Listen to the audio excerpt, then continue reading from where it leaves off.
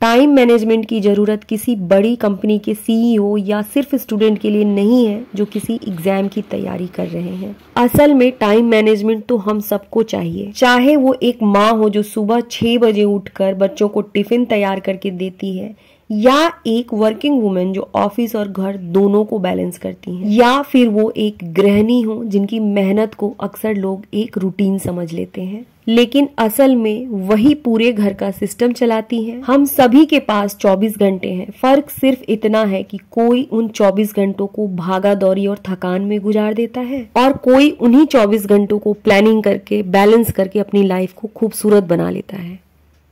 Festivals आ रहे हैं और मैंने क्लीनिंग और ऑर्गेनाइजेशन पर पूरी सीरीज अपलोड की है अपने यूट्यूब चैनल पर। आप सब ने मेरी सभी वीडियोस को ढेर सारा प्यार दिया, इसके लिए थैंक यू सो मच।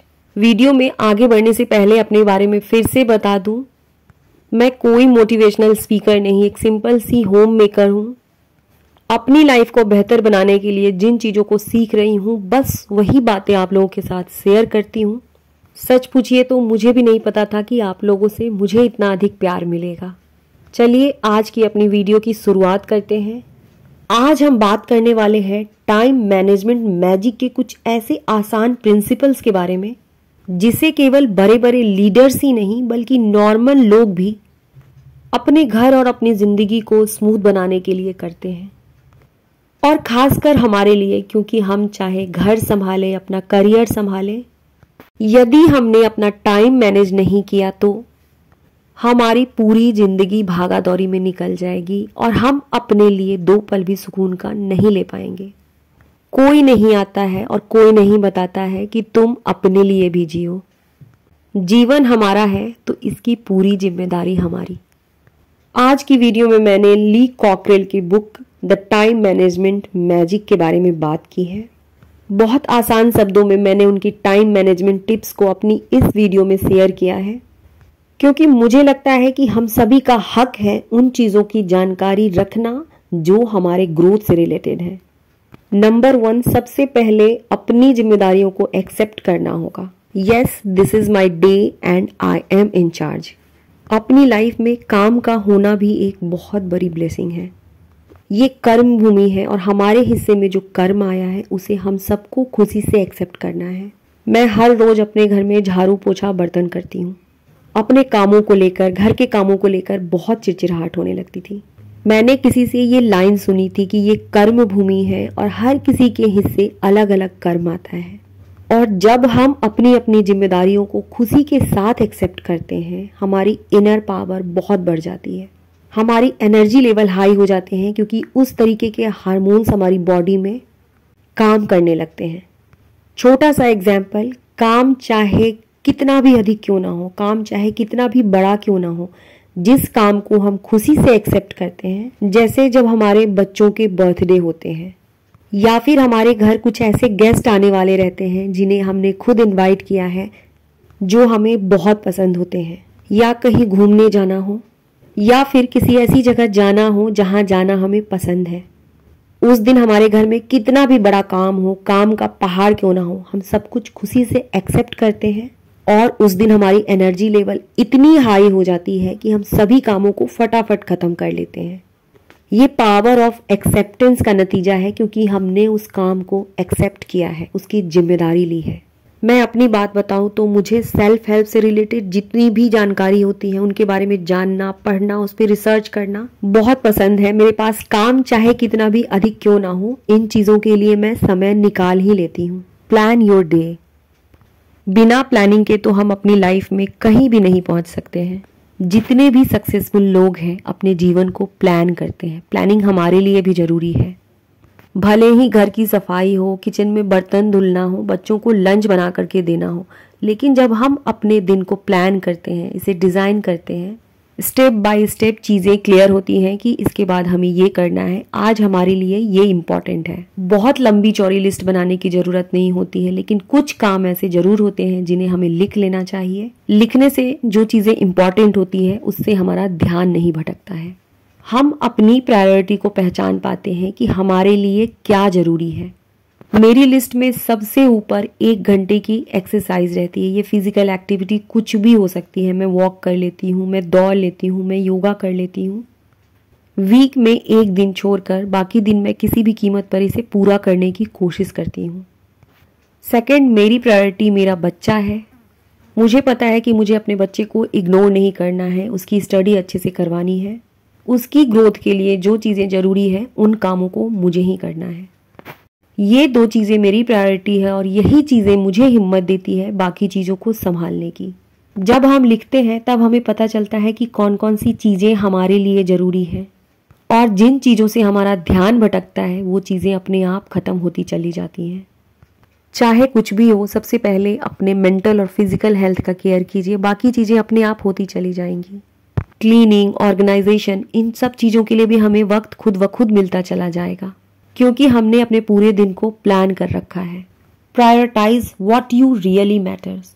हर काम इम्पॉर्टेंट नहीं होता। हमारी लाइफ में कुछ ऐसे काम होते हैं जिन्हें हम बेवजह किए चले जाते हैं। सुबह सुबह जब हम उठते हैं हमारा माइंड सबसे अधिक फ्रेश रहता है, मन बिल्कुल खाली रहता है और जब हम अपने लिखे हुए प्लान को देखते हैं या प्लान को लिखते हैं मतलब हम अपने काम की, अपने समय की, अपने कर्म की जिम्मेदारी खुद लेते हैं। कॉकरेल कहते हैं कि टाइम की जिम्मेदारी लेना कोई रिस्पॉन्सिबिलिटी नहीं है, ये किसी तरह की भी बोझ नहीं है, बल्कि टाइम की रिस्पॉन्सिबिलिटी लेकर के हम अपने पूरे दिन को डिज़ाइन करते हैं, अपने लिए समय निकालते हैं। खासकर जब हम इस ट्रिक को अपने घर को ऑर्गेनाइज करने में, इसकी क्लीनिंग करने में यूज़ करते हैं। छोटा सा एग्जाम्पल है, फेस्टिवल्स आ चुके हैं। सभी धर्मों में कोई ना कोई ऐसा फेस्टिवल बनाया गया है जिसमें साल में एक बार हम पूरे घर की क्लीनिंग करते हैं। ये केवल सफाई नहीं है, ये पूरा साइंस है। जब साल भर में हम अपने घर में रखे हुए चीज़ों को पूरी तरीके से सफाई करते हैं, पुरानी चीज़ों को डिस्कार्ड करते हैं, अपने घर का कोना कोना चमकाते हैं तो घर से निगेटिविटी को बाहर करते हैं और पॉजिटिविटी को वेलकम करते हैं। कहा जाता है ना कि हर चीज़ों की अपनी एक एनर्जी होती है। घर में जो चीज़ें पड़ी होती हैं उनका समय पर डिस्कार्ड करना, उनकी सफाई करना दोनों जरूरी है। घर हमारा है और इसकी क्लीनिंग हमें ही करनी है, तो सबसे पहले तो खुशी के साथ अपने इस काम को एक्सेप्ट करना है। सुबह सुबह उठने के साथ ही ये डिसाइड करना है कि आज हमें कौन से जगह की क्लीनिंग करनी है। लिख लेना है, बिल्कुल छोटे से इसकी शुरुआत आज ही कर देनी है। सोचिए अगर हर सुबह उठते ही हमारे 3 से 4 ऐसे काम जो बेहद जरूरी है उन्हें लिख लें और धीरे धीरे उन्हें कंप्लीट करने लगे, हमारा आने वाला पूरा महीना कितना पीसफुल, कितना शांति भरा होगा, हमारी इनर पावर कितनी बढ़ जाएगी। बस यहाँ पर हमें इतना ध्यान रखना है कि चीज़ों को हमें कंसिस्टेंसी के साथ करते चले जाना है। किसी कारण रुक भी गए तो अगले दिन से फिर से इसकी शुरुआत कर देनी है। हमारी डेली राइटिंग हमें उन चीज़ों की ओर ले जाती हैं जिन्हें हम लाइफ में करना चाहते हैं और जब हम अपने ज़रूरी गोल्स को लिखते हैं तो उन चीज़ों से खुद व खुद दूर हो जाते हैं जिन कामों को हम करना नहीं चाहते और यहीं से वैसी चीज़ों से, वैसे कामों से हम अपने आप दूर होने लगते हैं जो हमारे लिए बिल्कुल ज़रूरी नहीं। हमारा टाइम अपने आप मैनेज होने लगता है। इन्होंने टाइम मैनेजमेंट की एक बहुत अच्छी मेथड इस दुनिया को दी है जिसे हम A, B और C के नाम से जानते हैं।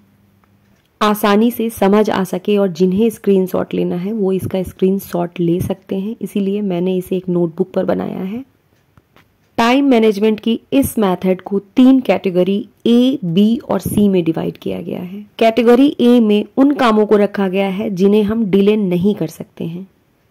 इस जगह पर हमें अपनी अपनी लाइफ की प्रायोरिटी समझनी है, जैसे कि हमारी प्रायोरिटी जिन्हें हम बिल्कुल नहीं टाल सकते हैं, घर की बेसिक सफाई, खाना और इसमें बेसिक एक्सरसाइज तो होनी ही चाहिए जिससे हमारी एनर्जी बूस्ट हो। फिलहाल हमें दीपावली की सफाई करनी है तो मस्ट डू यानी कि जिन्हें हम टाल नहीं सकते उसमें मैंने दीपावली की सफाई को भी कैटेगरी A में लिख दिया है। कैटेगरी B शुड डू जरूरी है पर थोड़ी देर डिले भी कर सकते हैं, मतलब हमारे कुछ ऐसे काम जिन्हें करना तो है लेकिन थोड़ी देर बाद भी किया जा सकता है, जैसे कि फ्रिज की क्लीनिंग, बालकनी की क्लीनिंग, कपड़ों को सिलने के लिए देना है, डेकोरेशन का सामान खरीद करके लाना है, दीवान को खोल करके उसकी सफाई करनी है। कैटेगरी बी में वैसी चीज़ों को रखा गया है जो जरूरी तो नहीं है लेकिन हम ना करें तो हमारा तनाव बढ़ जाएगा। कैटेगरी सी में nice to do but optional, अच्छा लगेगा लेकिन जरूरी नहीं है, ऐसी चीज़ों को लिखा गया है। फेस्टिवल है तो अभी मैंने लिखा है कि नए डिज़ाइन की रंगोली बनाना, घर में ही मिठाई बनाना, ऐसी बहुत सारी चीज़ें जो अच्छा तो लगेगा लेकिन ऑप्शनल है।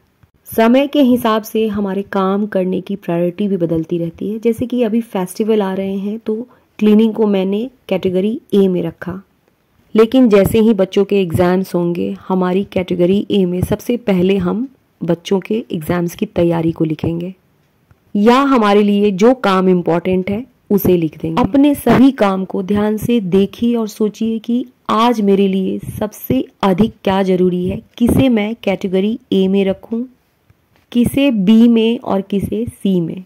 यदि सही में हम अपने टाइम को मैनेज करके चले तो हम कैटेगरी ए, बी और सी तीनों कंप्लीट कर सकते हैं।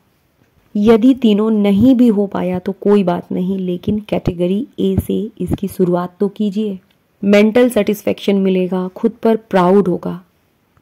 टाइम मैनेजमेंट या सेल्फ डिसिप्लिन का सबसे अच्छा रूल यही है कि मन ना होते हुए भी जो जरूरी है बस उसकी शुरुआत कर दें। हमारा हर एक छोटा कदम हमारे जीवन को एक नई दिशा देती है। इसी के साथ आज की वीडियो को ख़त्म करती हूँ। फिर से मिलते हैं अपनी नई वीडियो में किसी नए टॉपिक के साथ। एक बार फिर से आप सबको श्वेता का प्यार भरा नमस्कार।